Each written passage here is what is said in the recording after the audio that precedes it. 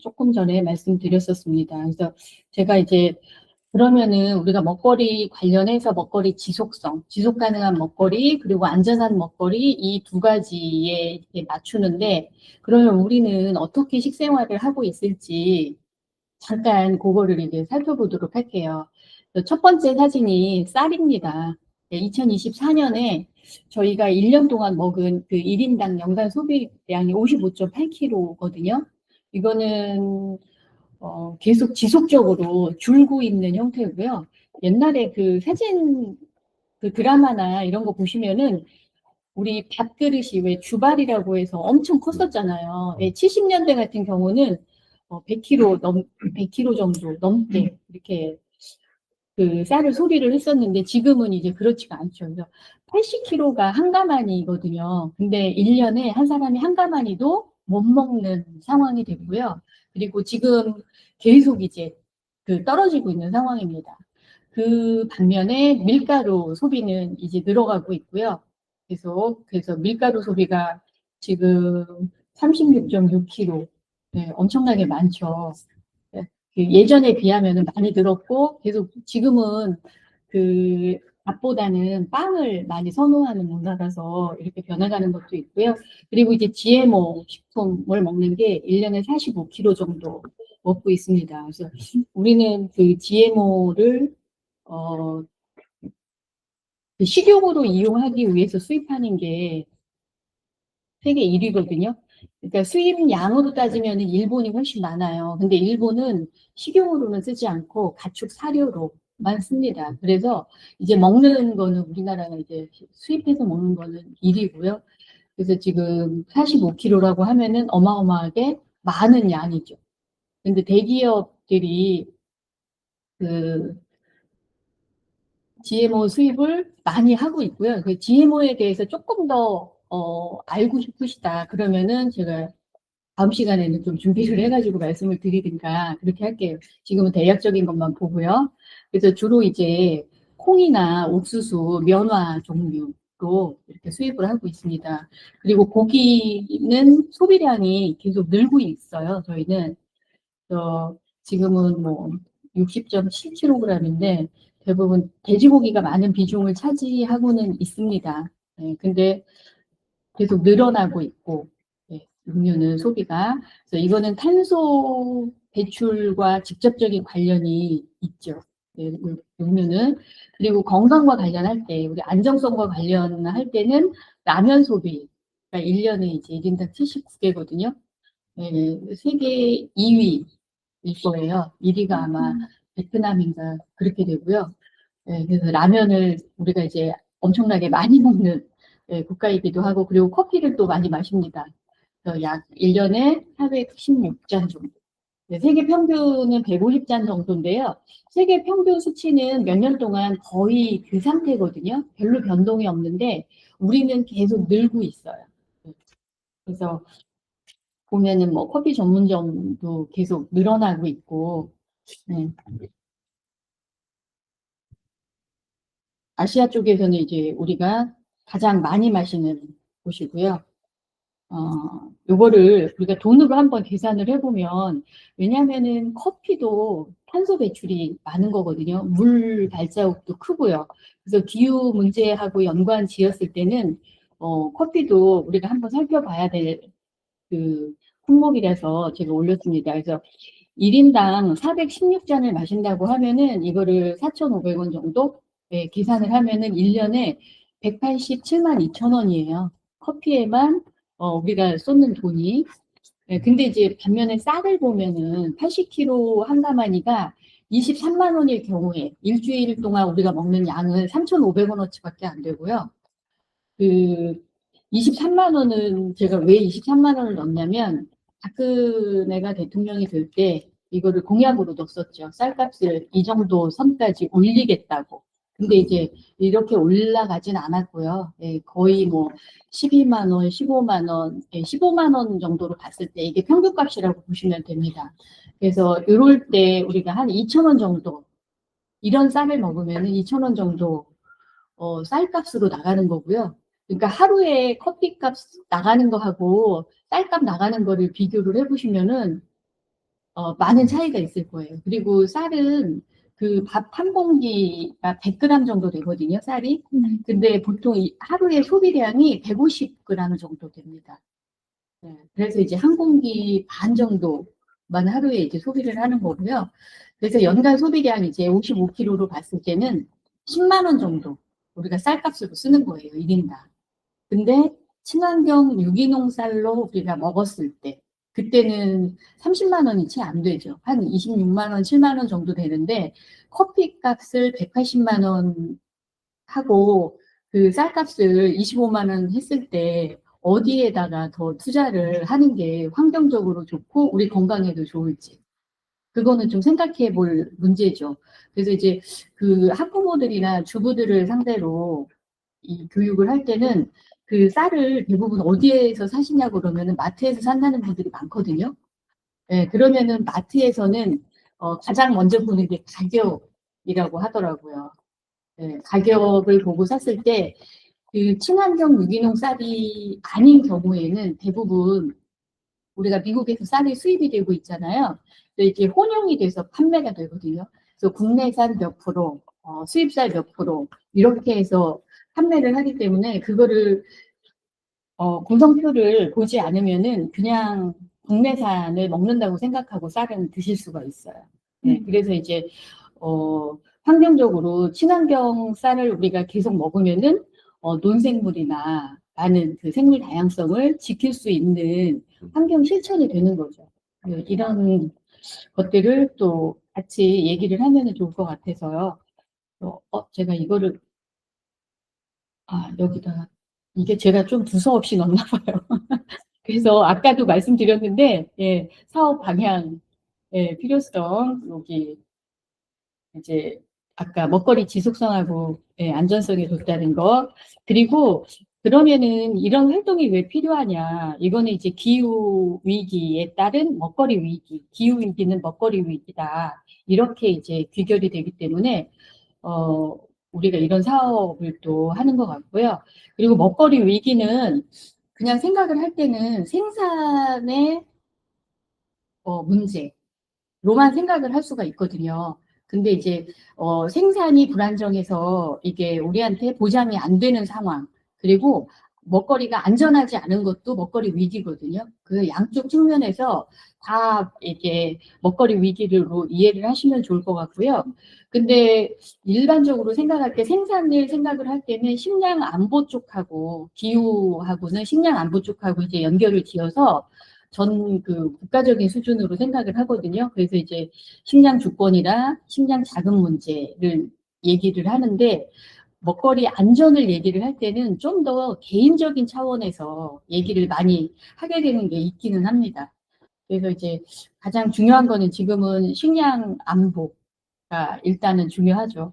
근데 저희 또 이제 식량 자급률이나 이런 게 떨어져서 문제지만 그 다른 나라들 중국도 옛날에는 많이 수출을 했거든요. 수출국이었는데 중국도 지금은 먹거리 수입국으로 이미 바뀐 상태예요.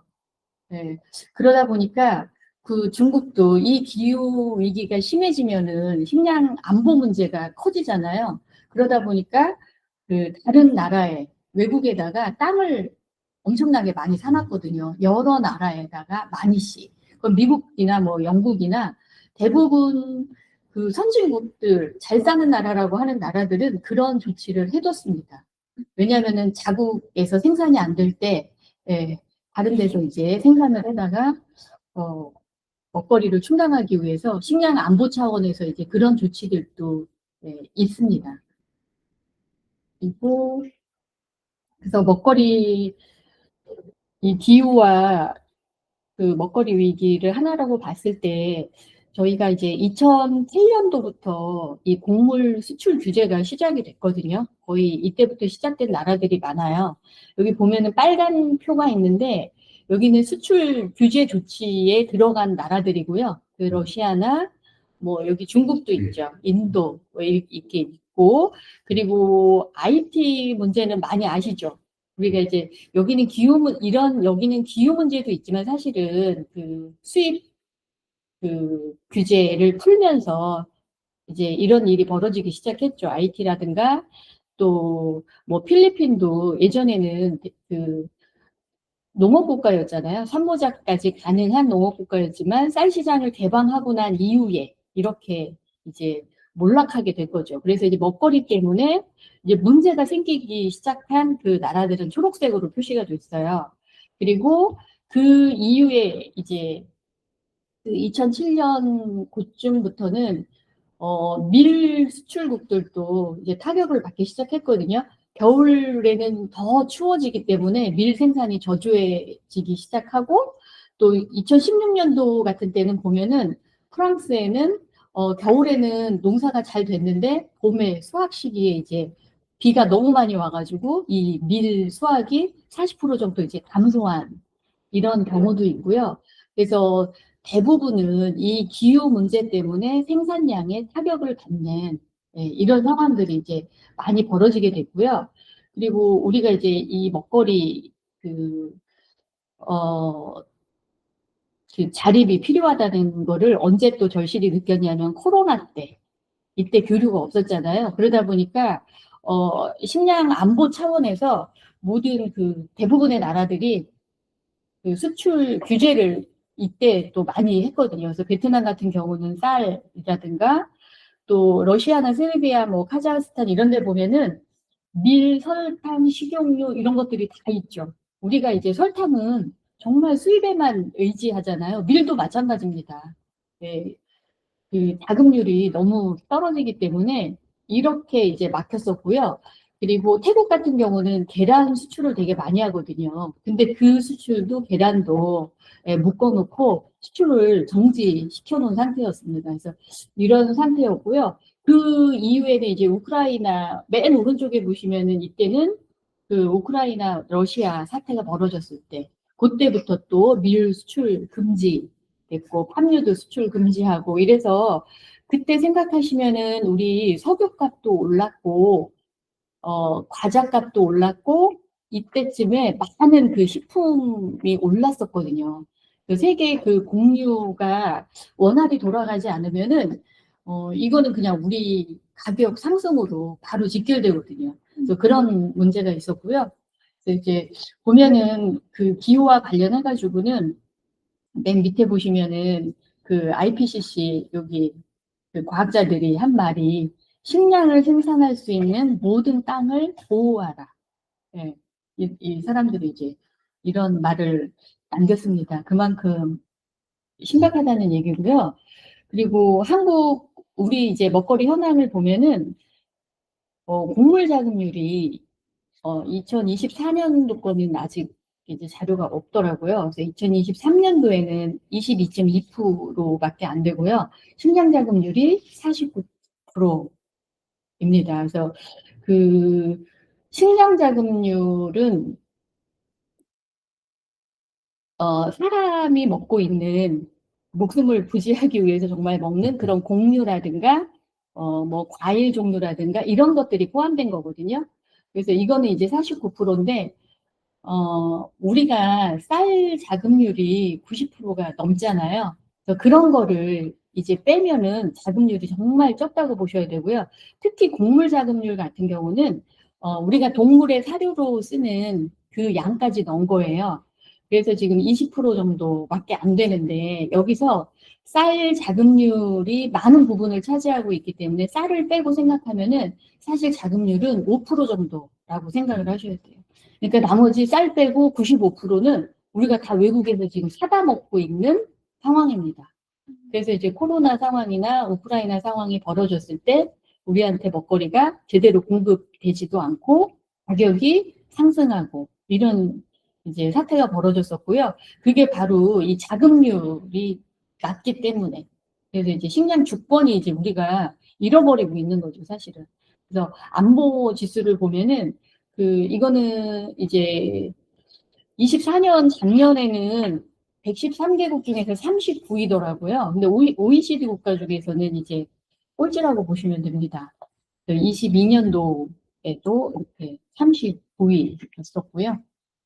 이 정도로 저희가, 여기 밀이나 이런 거는 보면은 지금 밀은 23년도에 그래도 2%로 자급률이 조금 올라왔어요. 예. 이 20년 이전에는 1%도 채 안 됐었거든요. 지금 1%는 넘겨가지고 조금씩 올라가고 있는데 정부가 세워놓은 그 목표치에는 되게 터무니없이 모자라는 그런 상황입니다.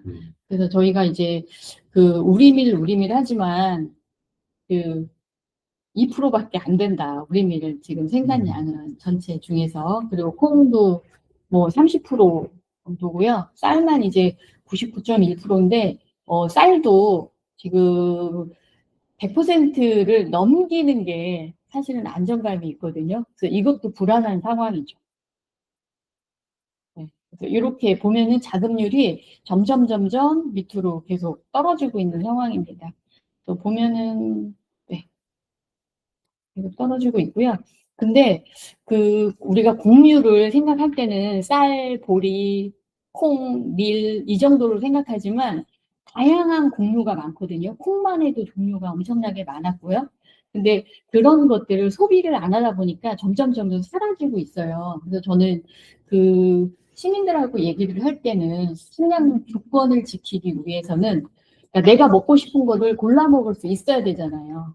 근데 내가 기장쌀이 먹고 싶은데 기장쌀이 생산된 게 없어요. 그럴 때는 수요가 없기 때문에 농부가 농사를 안 짓는 거잖아요. 네, 그래서 항상 저도 얘기를 하는 게, 한 달에 하나씩이라도 지금 골고루 곡식을 사서 먹는 게 어떨까 얘기를 하거든요. 그래서 그게 생각나가지고 이거는 한번 올려봤습니다. 그래서 일단은 우리가 겪었지만 생산성이 하락이 되면은 농산물 가격은 급등하고 또 그 물가가 상승하는데 전반적으로 가공식품의 물가까지 다 올라가거든요. 그래서 이제 전체적인 물가가 올라가는 거기 때문에 사회적으로 정치적으로도 좀 불안해지는 게 있죠. 그리고 뒤에 보면은요. 먹거리 안전성 같은 경우는 생산에서 소비까지 인체에 이제 유해한 영향을 끼치지 않는 것. 주로 이제 우리가 이 관리 차원에서 얘기를 많이 하고 있는데요. 생산이나 제조, 그리고 유통, 소비 전 과정에서 우리가, 그러니까 뭐, 이 뒤에 보시면은 중금속이나 농약, 또 방사능, 뭐 환경호르몬, 식품 첨가물 이런 문제들이 있거든요. 안전성을 저해하는 요인이. 네, 지금 여기 보시면은 요거는 자판기예요. 이런 거 보신 적 있죠? 오른쪽에 사진. 제가 이제 중계동에 학원에 성면 조사를 하러 갔다가 이거를 보게 된 거예요.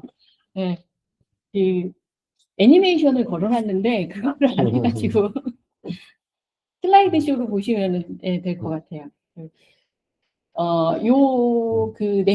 자판기가 있더라고요. 중계동 큰 학원에.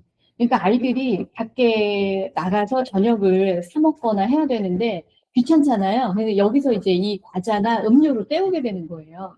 근데 여기 보시면은 세 번째 줄에 있는 게 일본 과자예요. 네, 그리고 이 일본 과자는 도쿄에 본사가 있지만 공장은 후쿠시마 근처에 있거든요.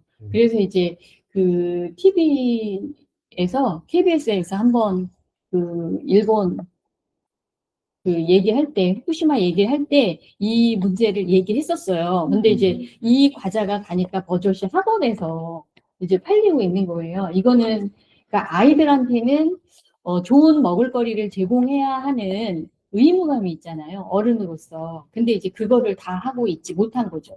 애들은 좋은 먹을거리를 먹을 권리가 있는데 그 권리를 못 찾고 있는 거고. 네. 그래서 올려봤고요. 그리고 도시락은 이거는 CU에서 파는 도시락인데 이름을 한번 보세요. 그러니까 저는 이 도시락의 재료라든가 이런 것들을 떠나서 도시락 이름이 여친이 싸준 도시락이고 엄마가 싸준 도시락이잖아요. 이거는 정체성에 대한 문제? 네, 이런 게 이제 은연중에 스며드는 거잖아요. 네, 근데 이제 남친이 싸준 도시락이나 아빠가 싸준 도시락은 없어요. 그래서 이제 이런 것들도 먹거리와 같이 한번 봤으면 좋겠다 싶었고, 그리고 음식에 대해서는 꼭 체크해야 될 거, 뭐 생산자라든가 생산지라든가 이런 것들을 꼭 좀 체크하는 거를 좀 안내를 했으면 좋겠고요. 그리고 이거 뭐 농약 사용은 이거는 조금 지나간 자료예요. 근데 최근 자료가 없어가지고 제가 올려놓기는 했는데 일단 한국 농약 사용량이 많다는 거예요. 네. 저희가 왜 세탁기 빨래할 때도 세제를 딱 정해진 양만 넣으면 되는데 조금씩 더 넣잖아요. 네, 더 잘 빨아질까 하고 역시 농사 질 때 이 농약도 그렇게 사용을 하시는 것 같고요. 그래서 이 농약에 대한 문제점 그리고 뭐 제초제 같은 거는 완전히 땅을 죽이는 역할을 하잖아요. 네.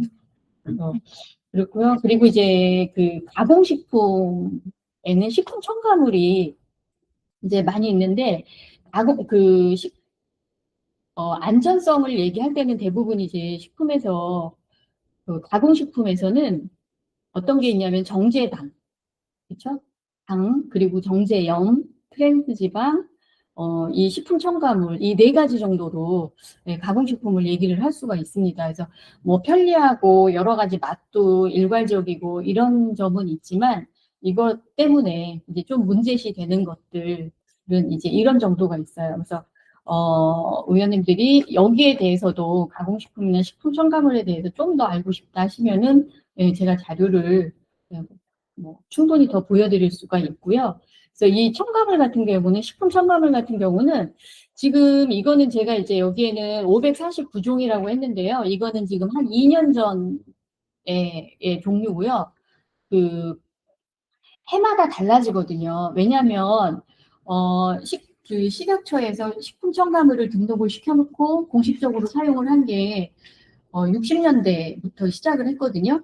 근데 그 어떤 검증이나 연구를 통해서 결과를 통해서 안전하다고 생각한 거를 쓴 게 아니거든요. 그러다 보니까 해마다 달라지는 거예요. 아, 이거는 암을 일으키는 게 발견이 됐어. 그러면 이제 그 다음에는 빠지고 또 다른 게 첨가가 되고 이런 식으로 해서 식품 첨가물 개수는 많이 달라지고 있습니다. 달라지고 있고요. 그리고 이제 미등록된 그 식품 첨가물들이 많이 사용이 된다는 게 문제고요. 제가 옆에 이렇게 그 음료수 하나 사진 올렸죠. 여기에도 보시면은 글루타민산이 있죠. 글루타민산 나트륨은 미원이거든요. 예, 음료수에도 이런 게 들어가 있어요. 가공식품을 자세히 들여다보면은 어, 첨가물이 이제 너무 많이 들어간 것도 문제고, 뭐 정제당의 문제 이런 것들이 많이 가지고 있습니다. 이런 것과도 관련해서 말씀드리면 좋을 것 같고, 그래서 이제 먹거리 안전을 위해서 인증 제도가 여러 가지가 있거든요. 그래서 이런 것들도 소비자들이 대부분은 별로 생각 안 하고 계실 것 같아요. 그래서 이제 저희가 홍보 자료나 이런 거 만들 때 좀 참고를 해가지고 필요하다 싶은 거는 넣었으면 좋겠고요. 오히려 그 식생활교육 네트에서는 뭐 이런 그 인증과 관련해서도 아이들 교육도 많이 하고 있긴 하거든요. 근데 오히려 이제 학부모님들이 더 모르실 수 있어요. 오히려. 그래서 이제 대충 그 인증 마크 보면은 대부분 이런 그 인증 마크들이 있고요. 그래서 안전성 그 품질 관리 그 하는 게 이렇게 GAT라든가 여기 했어 이런 것들은 관리 품질 관리에 관한 것들이고요. 뭐 친환경 뭐 인증 마크라든가 여러 가지 이렇게 있습니다. 또 안전성 관리하는 것들 그 기관들이고요. 여기는 뭐 제가 뒤에 좀 그 편집을 잘 했어야 되는데 예, 제대로 못했습니다. 그래서 정보를 우리가 주는 것도 있고 소비자의 역할도 있잖아요, 또. 그래서 이제 그 맨 밑, 그러니까 아래쪽에 보시면은 환경에 영향을 최소화하는 그 식생활, 부담을 덜 주는 식생활을 했으면 좋겠고 이런 이제 실천하도록 우리가 해야 되겠죠. 그리고 일단 식생활은 뭐 건강을 위해서 하는 거니까 또 영양 균형 잡힌 식생활을 하는 것도 중요하고 또 저탄소 식생활 이런 것들을 잘 안내를 해드리면 좋을 것 같아요. 그래서 일단 먹거리 보면 온실가스 배출량이 전체 뭐 30%가 넘는데요. 생산부터 밥상에 올라오기까지 전 과정이 에너지 소비로 이루어져 있거든요. 그래서 우리가 그 국내산을 먹는 것과 수입산을 먹는 거는 탄소 배출량이 다르죠. 그래서 이제 그 방법이 우리가 로컬 얘기하잖아요. 네, 그런 방법들 또 연결해서 말씀드리는 게 좋을 것 같고, 또 무엇을 선택하는, 여기 이제 글로벌 푸드나 로컬 푸드, 둘 중에 어떤 것을 선택을 할지, 그리고 채식과 육식, 또 1차 농산물 먹는 것과 가공품을 먹는 것. 이거는 탄소 배출량이 다 다르거든요. 그리고 어떻게 구매하고 조리하는지. 어, 이거는 그 양적으로도 이제 얼마나 많이 사는지 이런 것도 있고요. 또 온라인으로 구매를 하는지, 예, 동네 매장에 가서 이제 구매를 하는지, 그리고 조리를 이제 하는데 이 조리도 우리가 요즘에는 밀키트라는 게 있잖아요. 그래서 반조리 된 거를 사다가 하는지 이런 것들도 다 연관이 있을 것 같습니다. 그리고 어떤 음식을 얼마나 많이 먹고 있는지 이런 거, 그리고 버리는 것도 중요하죠. 최소화해서 버리는 거, 뭐 소비 환경도 중요하고요. 그러니까 뭐 요즘에는 장례식장에서 일회용 사용하지 않기 뭐 이런 것들도 많이 하고 있잖아요. 그래서 이제 행사장에서 한 번씩 배출하는 그 음식 양도 어마어마하거든요. 일회용기도 많고요. 그래서 이 먹거리와 관련해서는 딱 음식만 가지고 얘기할 수는 없는 게 용기를 많이 사용하기 때문에 예, 환경의 부담을 최소화시키는 그런 용기를 사용하는 거. 그리고 배달보다는 직접 구매하는 거. 이런 것들도 예, 같이 얘기를 하면은 좋을 것 같습니다. 이 뒤에는 제가 막 두서 없이 써놓은 거고요. 그 대충 이렇게 오늘은 여기까지만 말씀을 드리고 앞으로 그러면 어떤 활동을 어떻게 하면 좋을지 좀 의견을 주시면 정리를 해보도록 하겠습니다.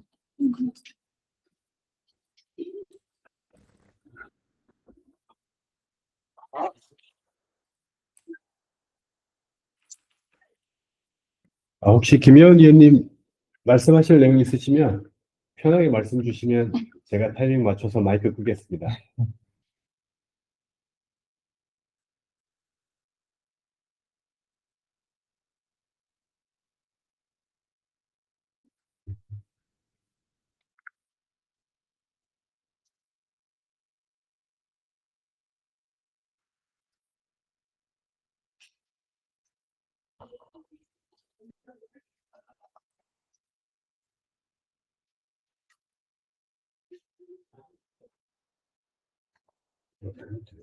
그럼 그게 확실할 것 같아.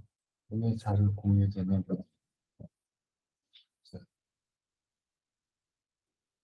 네, 위원님 바로 공유 드리겠습니다. 지금 구글 드라이브에도 올려놨는데요. 카톡으로도 공유 드리겠습니다.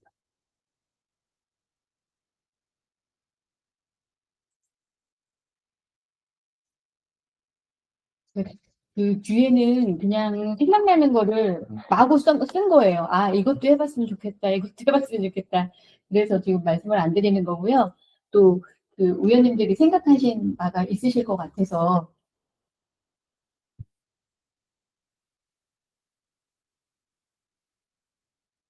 말씀해 주세요. 네, 편하게 말씀하시죠.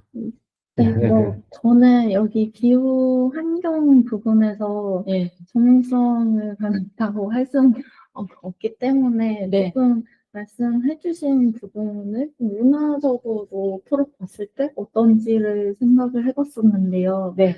그 아까 쌀을 소비하는 부분이 그 커피 자체를 소비하는 것보다 건강 면에서도 좋고 탄소 배출량 자체에서도 좋다고 그렇게 내용을 이해했었는데 그거는 그거는 아니고요.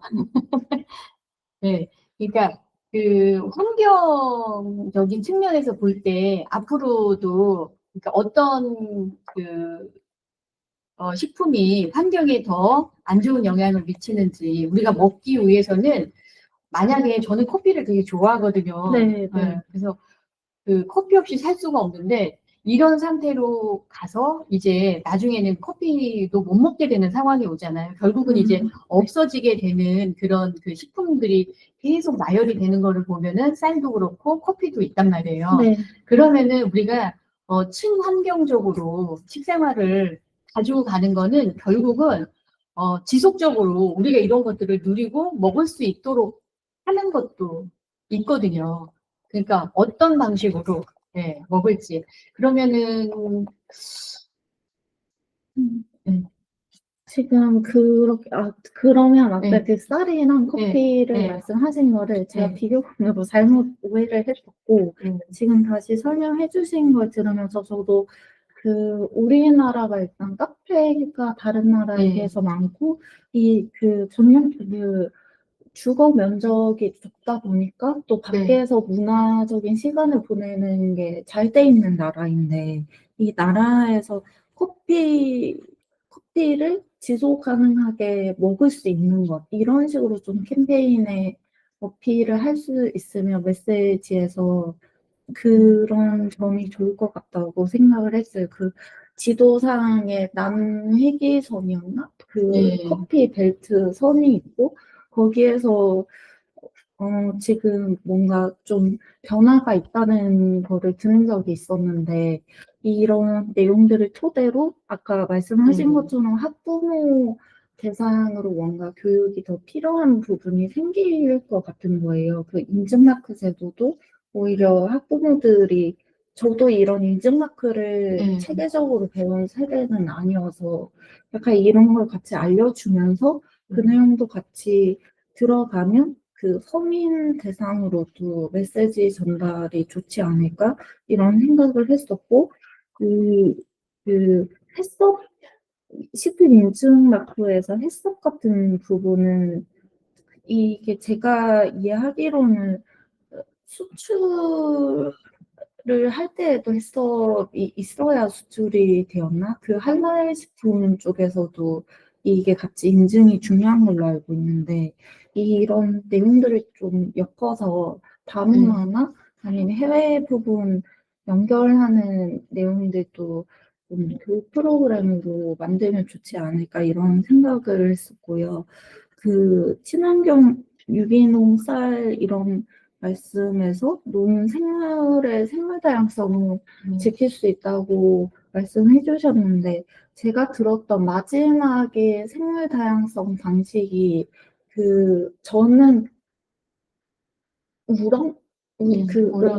우렁이었는데 그 우렁이가 그 번식 시기에 맞춰서 이론상으로는 할 수 있는 걸로 그렇게 저도 들은 적이 있는데 막상 또 현실에서는 우렁이들이 다 죽는다고 하더라고요.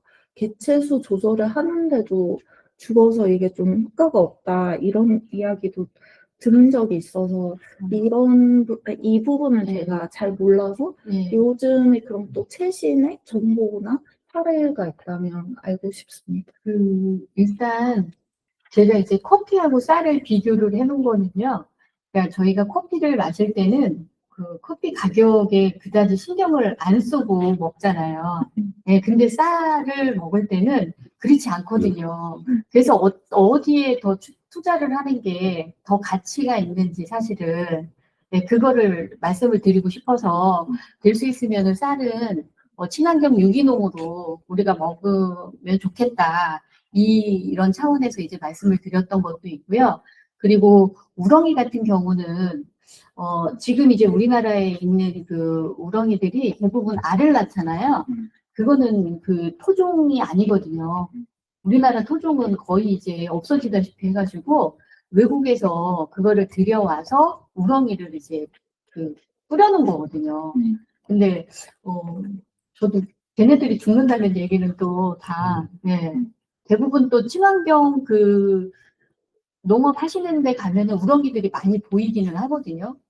뭔가 시기가 그 우렁이가 죽는 시기가 있는데 그 시기에 그 우렁이들을 살려야 뭔가 계속 지속 가능한 건데 그게 안 되니까 좀 그거는 저도 한번 더 알아보도록 할게요. 일단은 저희 지금 있는 우렁이는 외래종. 예전 그 토종 우렁이들은 새끼로 낳거든요. 알로 낳지 않고. 저는 들으면서 되게 한번 쭉 정리가 돼서 되게 좋았고요. 약간 같이 일단은 이게 이제 녹색 서울 시민위원회에서 같이 한다면 그 시민들이랑 같이 공감할 수 있는 부분이 좋은 것 같아요. 이제 좀 열어가면 도시락 같은 경우도 되게 인상적이었어요. 그러니까 설명 과정에서 왜냐하면 이게 뭐 학생들뿐만 아니라 뭐 직장인들도 그렇고 지금 도시락도 많이 먹고 또 하나 가공식품이나 이제 배달 용기나 저는 좀 들으면서 어떤 생각이었냐면 이게 캠페인을 하거나 좀 그랬을 때 학생들이랑 같이 갈 수 있는 부분들을 가면서 학부모와 같이 간다면 그러니까 어차피 다 시민들인데 이제 그러면 같이 이게 선한 영향력으로 좀 같이 펼쳐질 것 같아요. 다행인 거는 지금 약간 인증마크는 초, 중, 고등학교 교육 과정에 좀 들어와 있어요. 오히려 학생들은 지금 이거를 실과 시간이나 사회 시간에 보고 있거든요. 근데 물론 뭐 이제 교과서에 있다고 해서 다 아는 건 아니나 그래서 저는 조금은 지금 학생들이 많이 하는 게 가공식품 그리고 배달 용기 그 음식들 먹는 거 그리고 좀 마음이 좀 짠한 게 요즘 학생들 에너지 음료도 엄청 많이 먹잖아요. 그래서 이게 그냥 뭐 시험 기간에는 편의점에 거의 장난이 아닌 정도로 쌓아놓고 팔더라고요. 좀 이제 그런 부분에서 이게 저는 캠페인이 무조건 이게 나빠 좋아 막 이런 게 아니라 너찌처럼 좀 부드럽게 가는 형태면 좋겠어요. 이게 우리 진짜 건강이나 이런 부분들에서 내 몸과 지구를 살린다. 뭐 우리 사람과 환경을 살리는 식생활 하듯이 좀 그런 아젠다를 갖고 가면서 이 중에 좀 우리가 어떤 거를 좀 맞추면 사실은 사람들 마음을 이렇게 같이 동참한다는 거는 이거 맞아. 나도 진짜 이거 문제라고 생각했는데 이제 그 지점으로 좀 우리가 같이 포착해서 그 중에 하나를 좀 잡아서 좀 가면 이게 사실 다 하고 싶은데 근데 이제 물리적이나 이런 시간적인 그런 한계가 있으니까 그래서 좀 그런 걸 찾아보면 어떨까. 그리고 이제 또 김현 선생님도 이제 또 그런 관심들 아이 또 이렇게 좀 어리시고 그러니까 또 그런 마음도 더 크실 것 같아요. 저도 사실은 그 아이들 어렸을 때 이제 그때 이제 생협 가입하고 이제 아이 좀 크면은 이제 됐어 그래서 사실은 아닌데 하면서 다시 좀 그런 마음이 듭니다. 그리고 커피 같은 경우는 이제 그 우리가 어떤 거를 마셔야 되나 이렇게 생각을 했을 때 저는 개인적으로 밖에 나와서는 그냥 사 먹지만 집에서는 항상 공정무역 커피를 받아서 먹거든요. 네, 그래서 그러니까 그렇게 선택하는 거 하나씩. 그러면 저는 이런 생각도 들어요. 지금 말씀해주신 것처럼 성인들은 조금 본인이, 물론 요즘 학생들도 돈을 잘 하는 학생들도 많지만, 보통 좀 생활 방식이나 선택의 여지가 집에선 있다고 생각하거든요. 그런데 학생들 같은 경우에 아까 가공식품이나 만약에 공부하다가 편의점에서 뭐 먹게 되면 사실 그 학생들이 요리를 일일이 해서 먹을 수가 없고 좀 생활 방식 자체가 한정이 되어 있는데 여기에서 유해하다는 것까지 인식만 주는 거가 조금 한계가 있을 수 있겠다고 생각이 들어요. 근데 이거를 그러면 이들에게 맞게 어떻게 또 제한할 것인가 거기까지는 지금 생각나는 게 없고요. 에너지 음료도 요즘 주제도 조금 마약 쿠키 그런 식으로 공부할 때 집중력 높여주거나 잠 안 잘 수 있게 하는 것도 이슈인 것처럼 에너지 음료도 그런 형식에서 중요하게 생각할 수 있을 것 같아서 이거를 어떻게 지식에서 실천으로 갈 수 있을지가 난감인 것 같아요.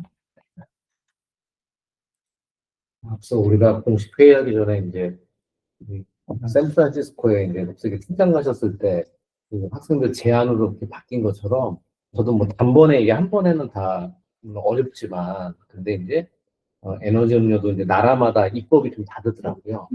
그러니까 좀 이제 그 기준들, 그러니까 최소한 좀 안전을 더 생각하는 기준, 그러니까 서울시민위원회다 보니까 좀 그런 글로벌 기준에 의해서 가장 좀 사실은 어디를 한다 해도 뭐 그게 다 좋다는 아니지만 그럼에도 이 정도 기준으로 가야 되지 않을까. 그리고 좀 유쾌한 캠페인이 좀 하면 어떨까 싶어요. 같이 이렇게 보내보기, 뭐 이제 좀 클릭해서 의견 보내기, 그래서 좀 약간은 이게 좀 지속 가능한 캠페인 형태면 좀 재밌지 않을까 그런 생각이 드는 것 같아요. 저는 그런 생각을 해봤어요. 그러니까, 아이들한테 가공식품 같은 경우는 이제 아이들이 많이 소비를 하거든요. 어, 그래서 아이들한테 이런 이제 내용을 알려주고 저도 이거 먹지 마라 이렇게는 얘기 안 하거든요. 정보를 주는 거야. 너희들은 먹어도 알고 먹었으면 좋겠어. 내가 선택을 할 때 알고 선택하는 것과 모르고 선택하는 거는 다르잖아요. 네, 그렇게 얘기를 하는데 본인들이 이제 설탕이 과하게 들어간 그 간식이 있다 그러면 거기에 설탕이 이제 적정량 들어갔다. 뭐 이런 것들 있잖아요. 말하자면은 우리 이제 인증 표시가 있었지만 아이들이 생각하는 그런 표시 제품 있죠. 이거는 설탕이 조금 들어갔어요. 그러니까 좀 긍정적인 쪽으로의 그 표시 제도를 아이들이 조금 아이디어를 내가지고 내보는 거는 어떨까 좀 그 생각을 해봤거든요. 그래서 좀 참여해가지고 작품을 좀 이렇게 내볼 수 있게. 저는 뉴스워치만 안 되는 거면 좋을 것 같아요. 상징성도 생길 것 같고, 네. 이후에 그 아기 기후 운동이었나? 이게 그 아시아 최초로 그때 NDC 감축목표 운동했던 청소년들이 한국에서 조금 상징화가 되었었던 것처럼 이런 인증제도 저도 잠깐 오기 전에 구글 독스 보면서 보니까 어린이 안전 인증제가 따로 있긴 한 것 같더라고요. 거기에서 지금 디자인으로 좀 넘어가서 인증 마크식으로 네. 좀 디자인을 같이 할 수 있으면 훨씬 시각도 되고 조금 더 유쾌해질 수 있을 것 같아요. 그러니까 좀 재미있게 그걸 만들면은 그 눈에도 잘 띄고 좋을 것 같아요.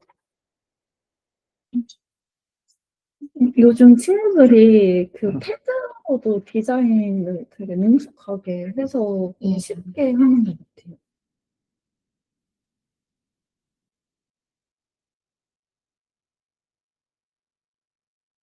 김혜원 선생님이 지금 독일에 계신 건가요? 네덜란드. 네덜란드? 네네. 그러니까 유럽 쪽 그 느낌이 또 다르실 것 같아요. 지금 이제 새롭게 그냥 좀 말씀해 주시면 같이. 네. 제가 지난 회의 때 말씀드리긴 했는데, 잠깐만, 보여드릴 수 있을 것 같아요. 잠깐만요.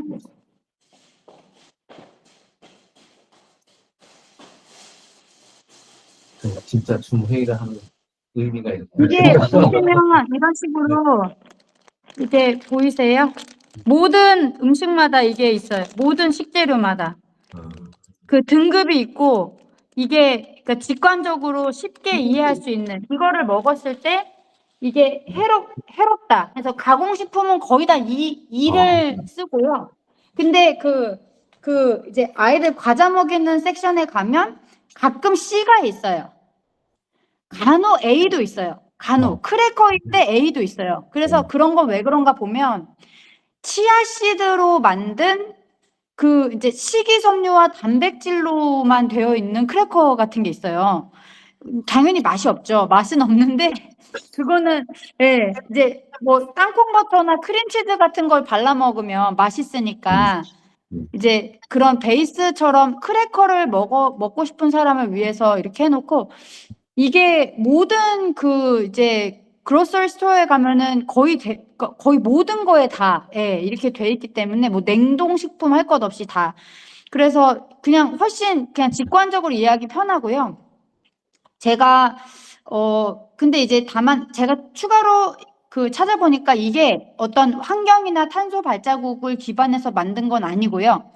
이거는 순수하게 이제 여기에 들어있는 첨가물이 많은지 설탕의 양이 많은지 단순 탄수화물의 양이 많은지 튀긴 건지 약간 이런 것들을 종합해서 가지고 있는 기준들을 바탕으로 이렇게 아마 제품을 출시하면서 이거를 봤나 봐요. 그래서 그래서 고기도 이제 약간 튀겨 나온 거는 거의 D나 E가 나오고 약간 가공된 거, 그리고 이제 생고기는 그냥 A로 찍혀 있고, 좀 다양하게 제가 이거에 저도 계속 이제 애들 셋을 계속 헤매기다 보니까 관심 있어서 유심히 지켜보는데 하여튼 조금 재밌어서 이걸 말씀드렸고, 그냥 단순 재미 겸 약간 인식 환기 겸 마크를 뭐 이렇게 재미있게 디자인해서 하는 거는 저도 특히 아이들이 주체가 돼서 한다 그런 거는 되게 뉴스도 잘 될 것 같고 재미도 있을 것 같고 오히려 엄마들이 그걸 보고 충격을 받고 아이들이 이런 거에 신경을 쓰는데 내가 너무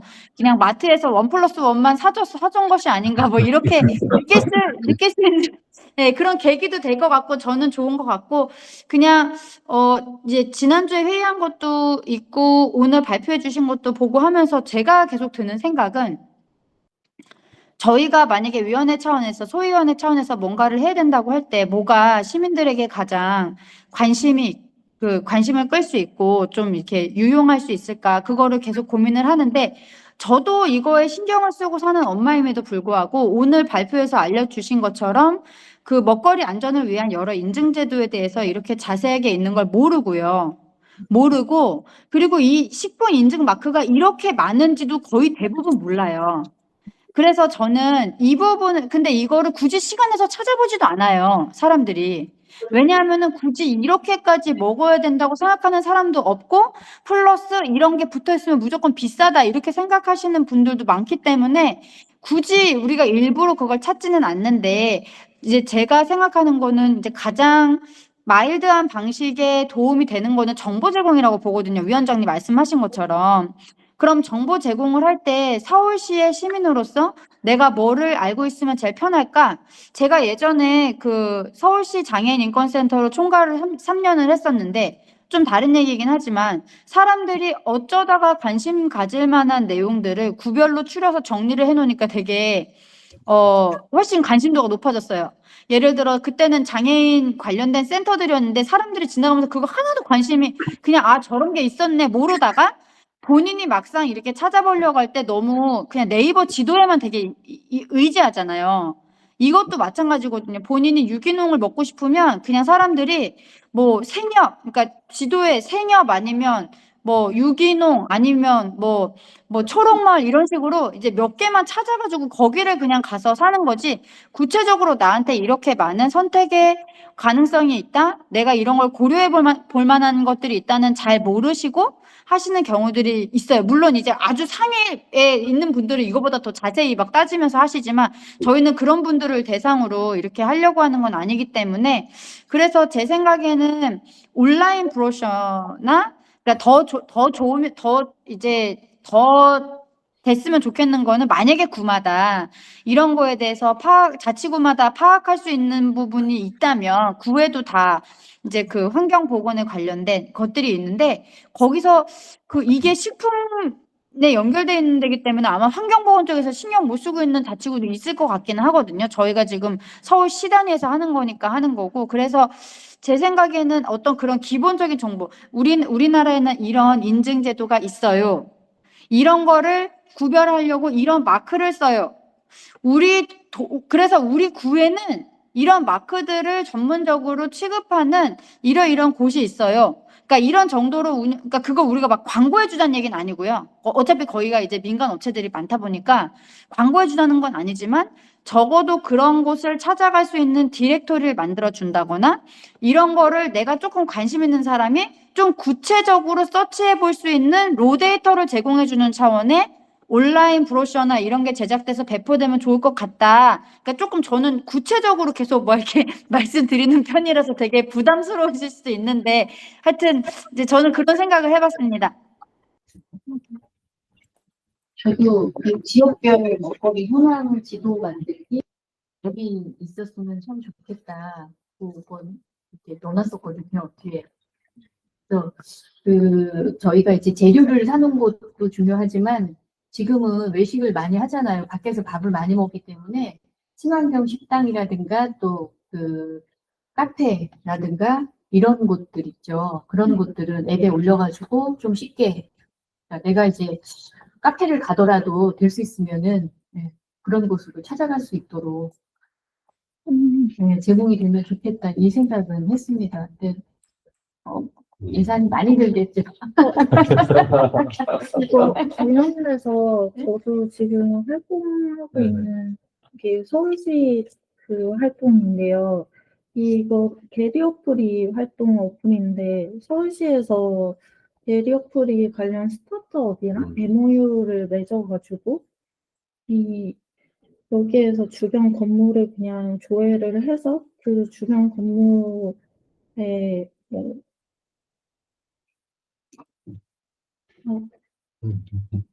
네. 그냥 그 네네. 말씀으로 드리면 지도의 그 GPS 기반으로 사용자들이 직접 그 사진 같은 걸로 그 정보를 입력하는 형식으로 해서 네, 이 사용자들이 오래 사용하고 등록하는 게 많아질수록 데이터가 저절로 많아지는 형식이거든요. 이거를 하면 지금 저의 경우에는 이거를 했을 때 뭐 몇 개까지 한 달에 이걸 등록을 하면 봉사 시간 몇 시간을 주고 이런 식으로 여기에서는 설정이 되어 있는데 말씀해주신 지역별 먹거리 현황 같은 것도 저는 서울시에서 제가 좀 제가 그나마 여기에서 네, 청년층인 듯해서 좀 건강해진 말씀을 드리자면 네, 서울시에서 요청을 해도 각 부마다 그거를 공무원 이야기를 하면서 다 시행을 할지 모르겠고 이게 한 특정 구들만 시행을 하게 돼도 좀 다시 논란이 생길 것 같고 이런 거를 좀 구에다 요청을 했을 때 이걸 어느 정도까지 받아들여 줄지는 모르겠어요. 근데 또 아까 말씀드린 것처럼 제가 썼던 형식은 사실 이 기업이 따로 이런 정보들을 업데이트하고 또 그 프로그래밍을 하긴 해주는 또 문의사항에 대처를 해주는 그런 인력들이 또 따로 있거든요. 그래서 이게 어느 부분이 더 돈이 덜 들 수 있고 실행 가능한 것까지는 잘 모르겠어요. 네, 말씀하신 것처럼 이 지도 자체는 저도 귀엽게 그냥 좀 간단하게라도 만들어도 좋을 것 같아요. 좀 전에 위원님 말씀 주신 대로 자치구의 협력 요청에서는 한계가 크거든요. 아마 저기 자원순환이나 환경교육 협력소금과에서 작년에 한번 네. 자치구에서 하고 있는 자원순환 환경교육 사례를 좀 파악하기 위해서 자치구마다 환경정책과 자원순환과 청소행정과에 동시에 제가 메일과 공문을 다 보내서 답을 좀 주세요라고 했는데 공문을 보냈음에도 오는 경우가 그렇게 많지 않고 수합이 쉽지가 않고 약간 표적 조사를 해야 돼요. 니네 이거 있으니까 네. 알고 질문하지 않으면 이렇게 발굴해서 물론 담당 공무원들이 뭐 저 같은 경우에는 계속 이 자리에 있지만 다 슬라이드 되고 하다 보니까 그 데이터나 이런 것들에 대해서도 이제 구축이 거의 안 돼 있는 경우가 많아서 좀 전에 박빈 의원님 말씀 주신 대로 구의 협조를 받아서 하는 거는 한계가 좀 많은 상황이긴 합니다. 그런 곳은 어떨까요? 그러니까 자치구에서도 자기네 그 지역을 살리기 위해서 뭐 무슨 길 만들어가지고 막 홍보하고 이러는 구들이 있잖아요. 네. 그러니까 그런 자치구를 선택을 하면 거기서는 자연스럽게 더 홍보도 할 수 있고 그러면은 저는 좋을 것 같은데 그래서 좀 본보기로 한 자치구만 만들어 보면 어떨까 그런 생각도 들기는 합니다. 일단 의견을 하나 해놓고. 그런 추적 데이터가 네. 있어서 구청장님 설득만 할 수 있다면 저도 좋을 것 같다는 생각을 하고, 여기에서 조금 더 제 개인적인 말씀을 드린다면 이게 각 구마다 어떤지를 뭐 자료 조사를 해야 된다거나 그런 게 필요할 때 만약에 인건비가 제공된다면 제가 하고 싶어요. 네. 그럼 일할 분도 계시네요. 저는 이제 아까 본인들이 왜 등록을 한다고 그랬었잖아요. 네. 그러니까 그렇게 하면은 오히려 시민들이 많이 참여를 할 것 같아요. 야, 내가 알고 있는 이곳은 어떤 곳이고, 이렇게 하면은 오히려 이렇게 참여시키면서 그거를 우선적으로 올려서 공개를 이렇게 하다 보면 하나씩 추가가 되면은 그것도 괜찮을 것 같아요. 그거를 뭐 담당자만 있다면 그런 방식으로 일괄적으로 다 조사해가지고 한 번에 딱 이렇게 푸는 것도 좋지만 오히려 그게 활동적으로는 더 재미있는 활동이 될 것 같아요. 실제로 그거는 네. 그 커뮤니티 매핑이잖아요. 그렇죠. 그러니까 이제 네. 같이 커뮤니티 매핑은 풀어가는 방식은 어렵진 않을 것 같은데, 다만 이제 그게 쟁점일 것 같아요. 지역별 먹거리 현황 지도에서 저는 거꾸로 네. 이거는 맵플로도 있고 사실은 도구들은 많아요. 네. 이거는 오히려 뭐 현장 중고등학교 초중고에서 다 하고 있거든요. 이것도 되게 툴도 많고 얼마든지 스마트폰만 있으면 다 되니까. 근데 이제 다만 여기에서 하나가 과연 생협을 이렇게 넣거나 그게 녹색 서울 시민위원회에서 차원에서 이게 괜찮을까, 이제 그런 부분들도 그러니까 이제 저는 뭐 이거 하면 좋겠다는 건데 약간은 그런 쟁점이 없지 않아 있을 수도 있을 것 같아요. 그러니까 뭐 아이콕, 초록 뭐 다 있잖아요. 근데 그게 나쁘다가 아니라 지지하고 하지만 근데 그게 또 특정 업체가 되면 이제 그게 묘한 그 지점이 있을 수도 않을까? 약간은 그러니까 이제 식당도 어디를 하느냐 따라서 또 달라지는데 이제 저는 거꾸로 지금 생각하는 거예요. 그러니까 아이디어는 게 내고 저도 동의하는데 역설적으로 거기서 조금은 브레이크 아닌 브레이크가 좀 걸릴 수도 있겠다는 생각이 좀 듭니다. 아니 오히려 저는 더 좋을 것 같은데요.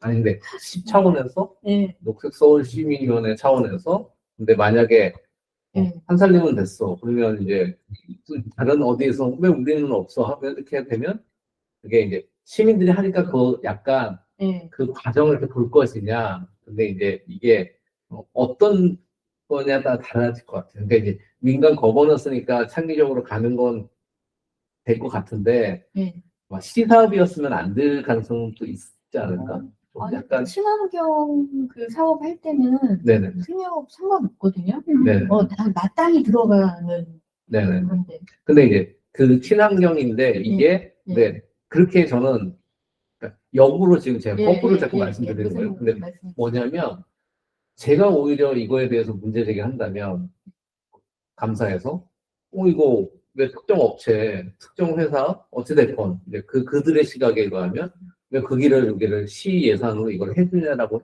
할 수도 있을 것 같아요.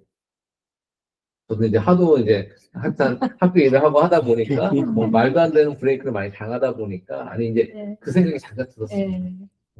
저는 이 부분에 대해서는 일단 저는 매핑하는 것도 다 하게 된다면 재밌을 것 같고 기본적으로는 다 동의인데 제가 말씀하신 것처럼 뭔가 이슈에 관해서 하는 부분은 조금 조례가 어떻게 되는지랑 연관이 될 것 같은데 그 생협의 취지 자체가 만약에 그 지역에서 그 매핑을 하는데, 그러니까 생협이 오히려 있으면은, 그러니까 요즘에는 왜 이사를 가거나 이렇게 할 때도 생협이 없는 동네도 사실은 있거든요.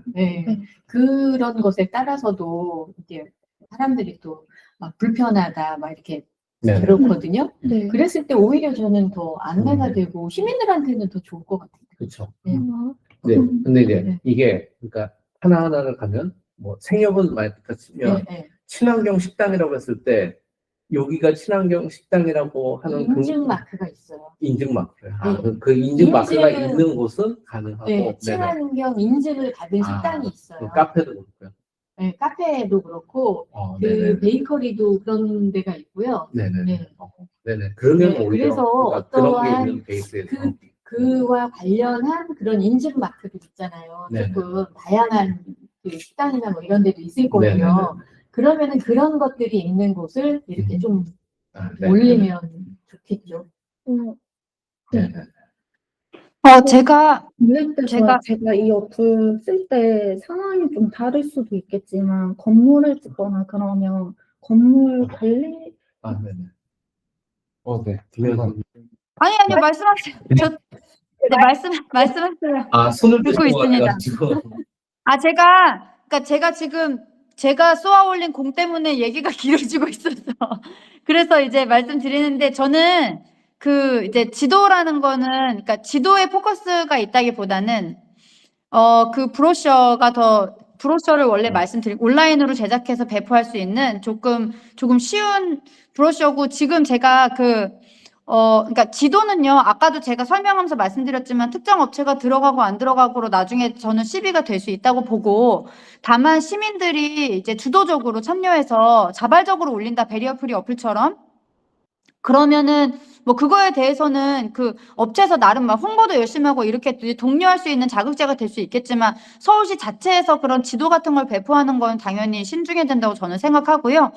제가 올려드린 그 카톡방에 저희 이렇게 그런 사이트들이 지금 꽤 많이 있어요. 이미 그 식품 안전나라도 잘 아시겠지만 식품 안전나라 그다음에 전통식품 인증 조회도 그것도 되고 이제 KS 마크로 나와 있는 그런 이제 국립농산물 품질관리원 여기에서도 그 친환경 인증 정보나 수산물에 대해서도 다 그 이제 링크가 나와 있는데 제가 그걸 말씀드렸던 거는 이제 사람들이 이렇게 사는 게 바쁘다 보니까 사실 왜 이런 걸 먹어야 되는지를 일단 모르는 분들이 정말 많고요. 우리는 계속 이게 너무 당연한 거기 때문에 왜라고 물어보지 않는데 왜 그런 걸 먹어야 되냐? 그 탄소 발자국 뭐가 중요하냐? 이렇게 생각하시는 분들 진짜 많아서 그거를 이제 앞부분에 설명을 하고 이거를 위해서 우리나라에서는 이런 인증 제도도 운영하고 있고 이거 인증 통과한 데에는 이런 마크도 줘. 되게 기본적인 내용이잖아요. 근데 그런 거조차도 모르기 때문에 근데 우리 위원장님 오늘 발표 때도 말씀하셨지만 이게 단순히 그냥 먹고 끝이 아니고 여기에서 어떤 젠더 이슈라던가 아니면 그 이후에 이 자원의 이제 순환이나 이런 여러 가지와 다 연결되는 문제이기 때문에 근데 이제 저희가 사람이라면 두세 끼는 계속 하루에 계속 먹으니까 이게 너무 일상에서 우리가 미칠 수 있는 여파가 크니까 이 분과를 만드시고 이걸 고민하시는 것 같아요. 그래서 이제 제가 말씀드린 건 완전 매핑보다는 오히려 이제 그런 기본적인 정보를 알기 쉽게 제공하고 제가 지금 올려드린 그런 사이트처럼 기존에 이런 거에 정보를 모아둔 사이트 정도를 QR코드 정도로 접근하기 쉽게 이렇게 그 브로셔에 실는다 뭐 이런 정도면은 지금 현재로서는 저는 제 기준으로는 충분하지 않을까 싶고 자치구에 아까 제가 말씀드렸지만 자치구에서 진짜 이거 자료 그러니까 담당하는 공무원이 없을 수도 있고요. 그런 거를 그리고 그 자료 달라고 해서 아마 거의 안 주실 것 같고 그래서 이제 그 자치구의 정보를 얻는 건 저의 희망사항이지만 그렇게 될 가능성이 없을 것 같다. 예, 그래서 매핑보다는 브로셔 중심으로 말씀드린 거다. 요거 좀 보태고 싶었습니다. 식품 안전나라는 깔아놓고 어떤 주로 보는 게 어떤 제품이 회수되고 있는지 네 그런 걸 잘 보고 있습니다. 네.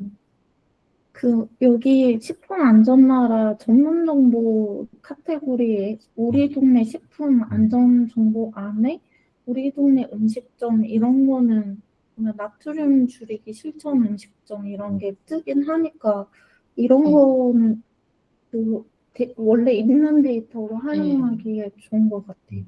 그러니까 그런 거를 그러면은 안내하는 걸로 하지요. 네. 네, 안내하는 걸로 하고, 네, 브로셔 말씀하셨는데 좀 그쪽 생각해보고 정보 제공 어떻게 할지 또 다른 그 의견 없으신가요? 혹시? 그치만 이거는 네. 그런 그 위치에 있는 곳들을 안내해 주는 거고, 저희가 인증 마크 관련된 거를 또 안내해 줄 만한 거는 다른 부분이라고 생각하거든요. 그 지역마다 이 어떤 인증 마크 관련된 곳들이 또 어떤 것들이 있는 거는 저희가 그 진행을 새로 해야 되는 부분이라고 생각해요. 그러면 오늘 지금 5시가 넘었거든요. 퇴근들 하셔야 되는데요.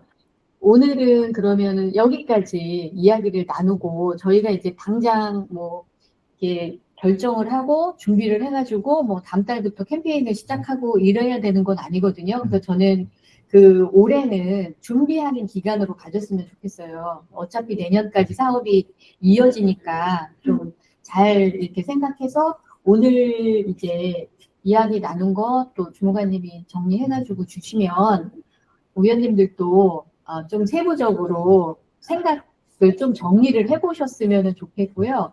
그럼 제가 다음 그 회의 때는 가공식품 위주로 해가지고 설명을 한번 드릴까요? 네. 식품 첨가물이랑. 네, 그러면은 그 안전성 측면에서는 어떤 거를 우리가 생각하면 좋을지.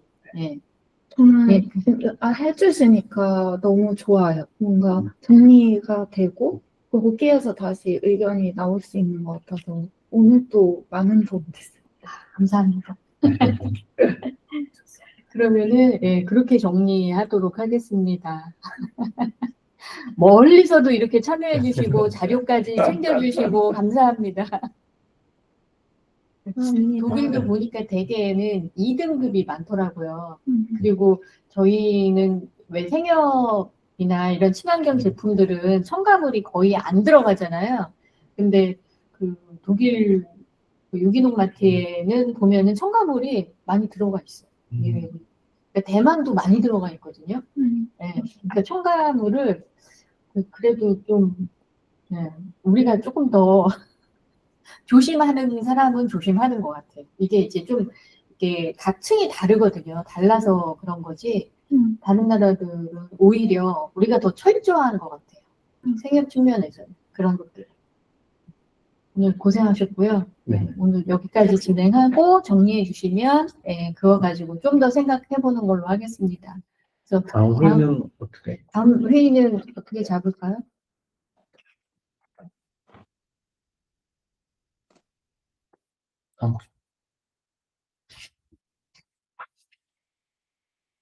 김영하 위원님 말씀 주셔도 됩니다. 네.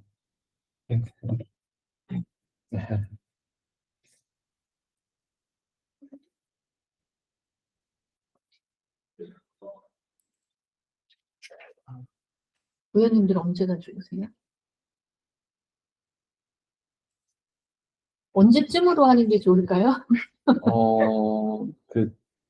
행정 입장에서는 아무래도 일단은 그 한 달에 한 번 소분과 회의 참석비가 수당이 들어가는 부분이 있어서 10월에 한 번 더 회의를 하시면 그거는 회의 수당이 지급이 안 되는 부분이 네. 있고, 그리고 행정 입장에서는 아무래도 보건분과 회의 전에 해주시면은 좀 정리해서 같이 분과 회의 때 논의될 수 있어서 그런 점은 있습니다. 그러면은 11월 14일이 회의인가요? 7일, 7일. 7일 아닌가요? 14일? 두 번째 두 금요일이라서 번째가요? 네, 네, 14일로 예상. 네. 14일. 14일. 잘못 틀리네. 그 전에 하는 게 낫죠.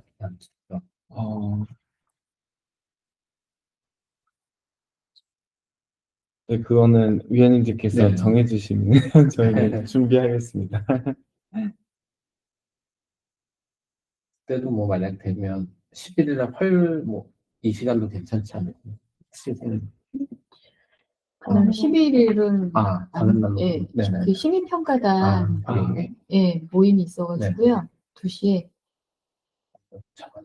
예, 10일이나 12일, 김예영 위원님께서 14일 좋다고 말씀해 주셨어요. 14일이요? 14일은 저희 회의하는 아, 날이에요. 네.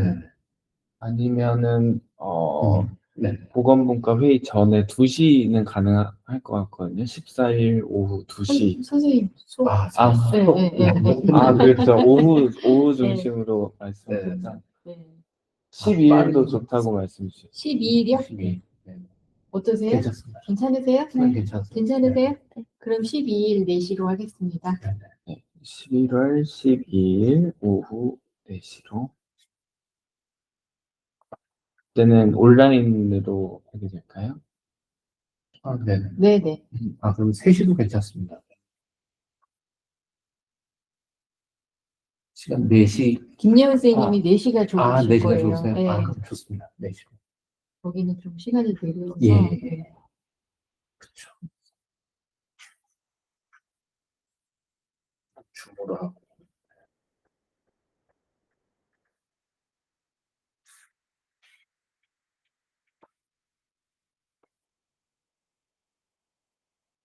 제가 약간 예, 아직 발표되지 않은 일정들도 있거든요. 예.